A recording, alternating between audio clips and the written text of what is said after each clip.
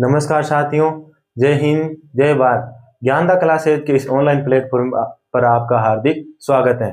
आज हम टॉपिक पढ़ने वाले हैं वो आकृतियों की गणना का दूसरा टॉपिक पढ़ने वाले हैं, क्योंकि टॉपिक तो वही है लेकिन आकृतियों की गणना हमने पहली कक्षा में वर्गों की काउंसलिंग पढ़ी थी। अब हम आयत की काउंसलिंग पढ़ेंगे। तो आइए टॉपिक को शुरू करते हैं।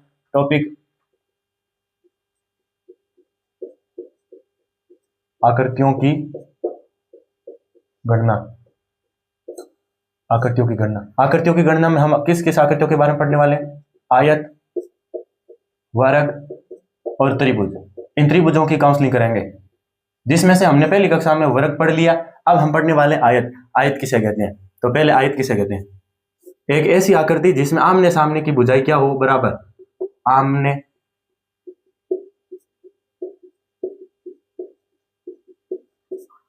सामने की भुजाएं बराबर, उसे क्या कहते हैं? आयत। ये आयत है, इसमें ये भुजा बराबर है, ये बराबर है। अब ये हमारा फर्स्ट क्वेश्चन है कि आयत की, यह तो बेसिक ज्ञान है कि आयत की आमने सामने की भुजाएं बराबर होगी तो वो आयत की परिभाषा हो गई। लेकिन अब ये तो पहचान है, लेकिन अब हम पढ़ने वाले हैं काउंसलिंग करना। ये काउंसलिंग कैसे करेंगे? जैसे ये फर्स्ट क्वेश्चन है, इसमें आयत की काउंसलिंग करनी है तो कैसे करेंगे? दूसरे क्वेश्चन है, दूसरे क्वेश्चन में आयत की काउंसलिंग करनी है तो कैसे करेंगे? क्वेश्चन नंबर 3,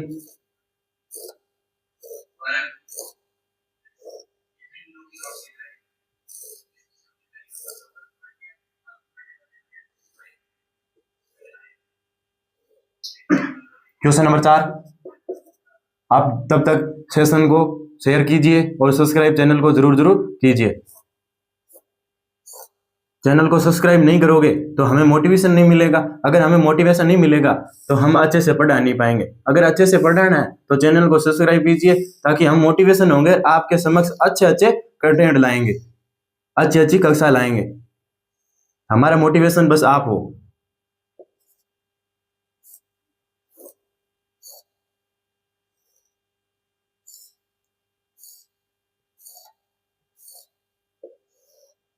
अगर इतनी आकृतियों की काउंसलिंग करना हमने सीख लिया, 5 क्वेश्चन है आपके समक्ष, अगर इन 5 क्वेश्चनों की आकृति या आकृतियों की काउंसलिंग करना सीख लिया तो सारे जो आयत है उनकी काउंसलिंग करना हम सीख जाएंगे।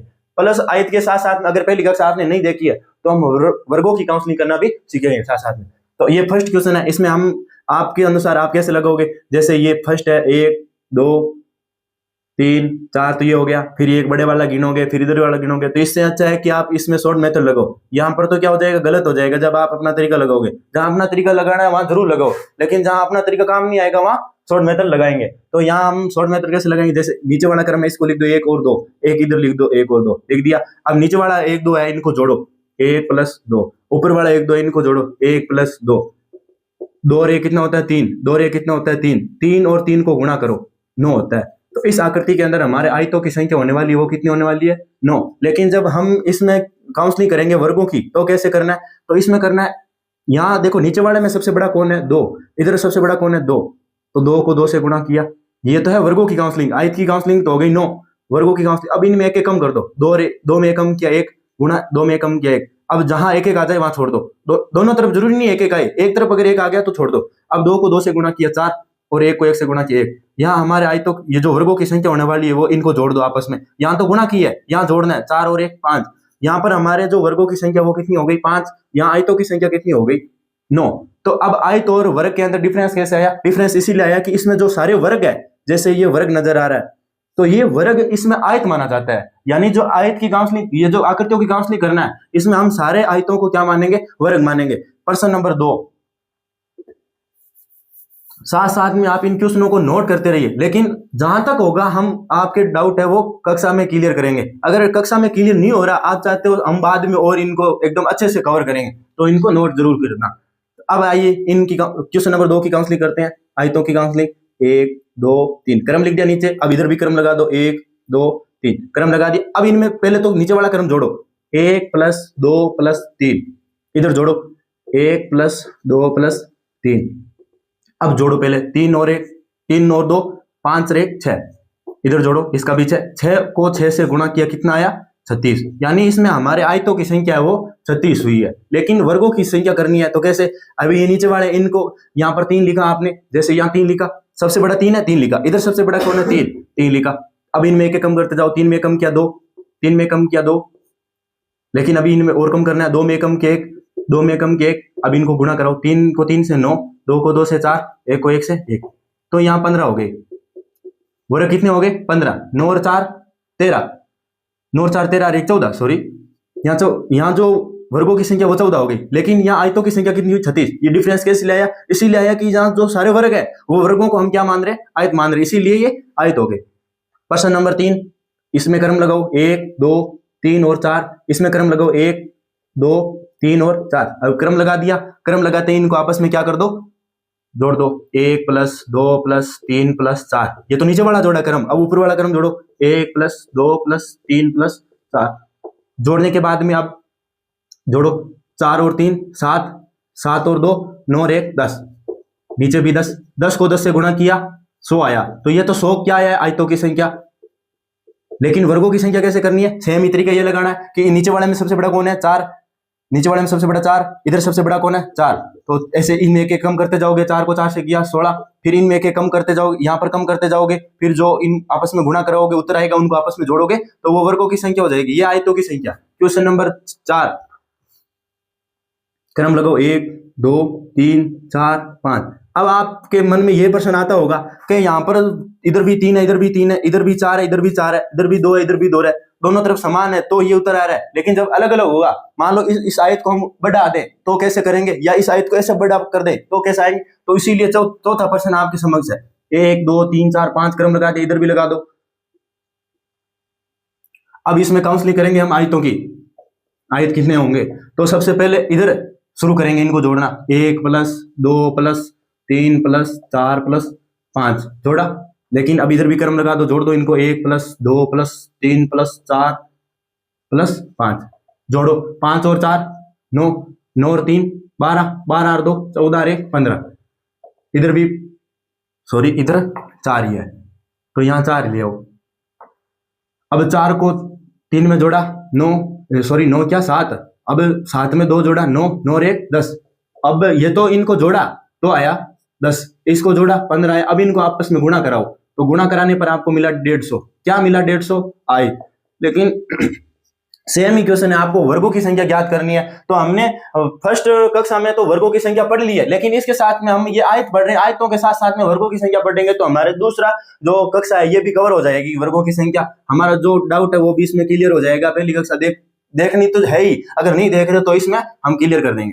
तो अब यहाँ पर वर्गों की संख्या करनी है, आयतों की संख्या तो हमने देख ली, अब वर्गों की संख्या करनी है तो सबसे पहले इसमें देखो कि सबसे बड़ा कौन है, नीचे 5 है, इधर सबसे बड़ा कौन है 4, तो 5 को 4 से गुणा, यहाँ तो जोड़ा यहाँ गुणा करना है। अब इनमें एक एक कम करते जाओ, 5 में कम किया 4, गुणा 4 में कम किया 3, कम करो 3 2 2 1, अब यहाँ तक ही करना है, क्यों करना है, अभी इधर एक और बचेगा लेकिन इधर नहीं बचेगा, तो हमें जहां दोनों तरफ में से एक तरफ अगर एक आ गया छोड़ दो उसको। अब इनको गुणा करो, 5 को 4 से 5 चौक 20, 3 को 4 से 12, 3 को 2 से 6, 2 को 1 से 1, अब इनको जोड़ो, 20 और 12 32, 32 और 6 38 और 1 सॉरी 2, 38 और 2 40, तो यहाँ आई तो ये वर्गों की संख्या तो कितनी हो गई, वर्गों की संख्या हो गई हमारे 40, लेकिन यहाँ आयतों की संख्या कितनी हो गई 150। तो अब आयतों और वर्गों में डिफरेंस कैसे, डिफरेंस इसीलिए कि सारे यहाँ जो वर्ग है वो आयत में काउंसलिंग हो गए। अब क्वेश्चन नंबर 5 है, इसका आंसर जरूर आपको कमेंट में देना, लेकिन कमेंट में देने से पहले इनमें आयतों की संख्या काउंसलिंग कर लेंगे, वर्गों की संख्या आपको कमेंट में जरूर बतानी है। क्वेश्चन नंबर 5 में यहाँ क्रम लगा दो, 1 2 3 4, इधर भी क्रम लगाओ 2 3 4 5, लगा दिया क्रम। अब इधर कम है लेकिन इसी तरह है, आकृति सेम है लेकिन इसको ऐसे कर दिया, सेम ही तरीका लगेगा, मेथड तो सेम ही लगेगा। आयतों की काउंसलिंग करनी है, नीचे क्रम है, इनको जोड़ो, 1 प्लस 2 प्लस 3 प्लस 4, इधर जोड़ो 1 plus 2 plus 3 plus 4 plus 5, same ही आएगा। यहाँ तो आयतों की संख्या सेम ही आएगी, 10 15 150। अब आकृति चाहे कैसी हो, अगर आप ऐसा तरीका लगा रहे हो तो वहां आपके आयत काउंसलिंग करने में गड़बड़ नहीं आएगी, लेकिन जिस तरह इस आकृति में आप काउंसलिंग कर रहे हो इधर उधर से, तो वो गड़बड़ जरूर आएगी। तो हमने आयत की काउंसलिंग पढ़ ली। अब अगर इसके बावजूद भी अगर आपके डाउट रहता है तो कमेंट में आप कुछ इमोजी सेंड कर देना, कि हम गुस्से वाला इमोजी सेंड कर देना कि हमें समझ नहीं आया, तो हम मतलब नेक्स्ट कक्षा दूसरी और लेके आएंगे जिसके अंदर हम आयतों की और चर्चा करेंगे। लेकिन इस कक्षा में आपके सारे डाउट क्लियर हो चुके हैं। अब हम पढ़ने वाले त्रिभुजों की गणना।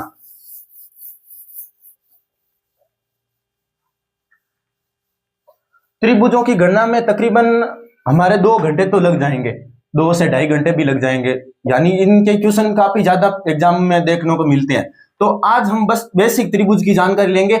नेक्स्ट डे से या नेक्स्ट कक्षा से हम त्रिभुज की काउंसलिंग के पूरे जितने भी क्वेश्चन एग्जाम में पीछे एग्जाम में पूछे गए हैं वो सारे क्वेश्चन लेके आएंगे। तो पहला क्वेश्चन है, जैसे आयत कहते हैं किसे, तो आयत एक ऐसी आकृति होती है, 3 भुजाओं से घिरी हुई एक ऐसी बंद आकृति होती है जो ये आकृति त्रिभुज है। इसमें मेरे को भी पता है, आपको भी पता है, और श्रीमान भजनलाल शर्मा को भी पता है।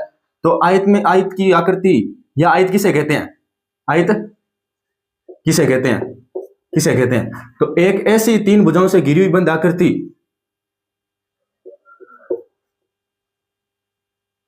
या 3 भुजाओं से घिरी हुई बंद आकृति।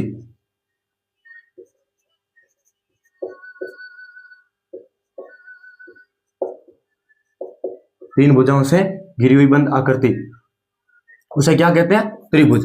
अब हम त्रिभुजों की काउंसलिंग पढ़ेंगे। तो क्वेश्चन नंबर फर्स्ट है ये, इसमें त्रिभुजों की संख्या कितनी होने वाली, 1। क्वेश्चन नंबर 2 है, क्वेश्चन नंबर 3 है,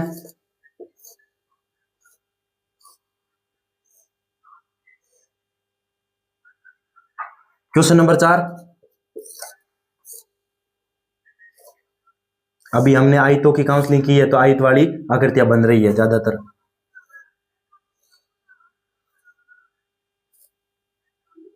क्वेश्चन नंबर 5,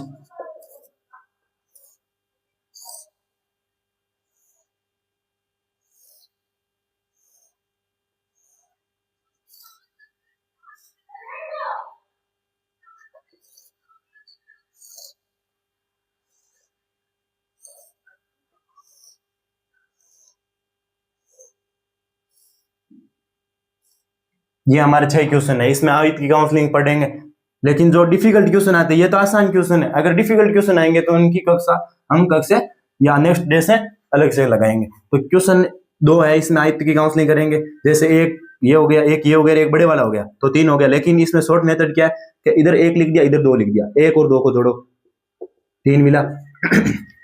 सेम ही तरीका यहाँ लगाओ, 1 और 2, 1 2 3, इनको जोड़ो, 1 + 2 + 3, आपको कितना मिला, 3 2 5 और 1 6। यहाँ जो त्रिभुज की संख्या होने वाली वो 6।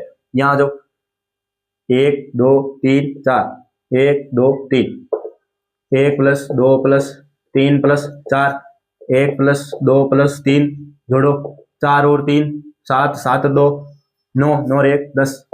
यहाँ 3 और 2 5 और 1 6, 6 10 और 6 16। तो यहाँ त्रिभुजों की संख्या 16 होने वाली है। इधर आओ, इधर जोड़ो, 1 2 3 4, 1 2 3 1 2 3, 4 और 3 7, 7 और 2 9, 9 और 1 10। इसमें नीचे वाली लाइन है, इसके 10 त्रिभुज बनेंगे। ऊपर वाली लाइन है 3 और 2 5, 5 और 1 6 + 6, इसमें भी ऊपर 6 + 6। यहाँ त्रिभुजों की संख्या कितनी हो जाएगी, 6 6 12, 12 और 10 22। यहाँ त्रिभुजों की संख्या 22 हो गई। यहाँ 1 2 3 4, 1 2 3 4, 1 2 3 4। यानी यहाँ तो सेम ही तरीका लगेगा क्योंकि यहाँ लाइन नहीं है, सभी बराबर है, ऊपर नीचे हो सकती है। तो 4 और 3 कितने होते हैं, 7 और 2 9 और 1 10, 10 को 3 से गुणा कर दो, 10 3 30। तो यहाँ इस आकृति के अंदर आयतों की संख्या 30 होने वाली है। तो आयत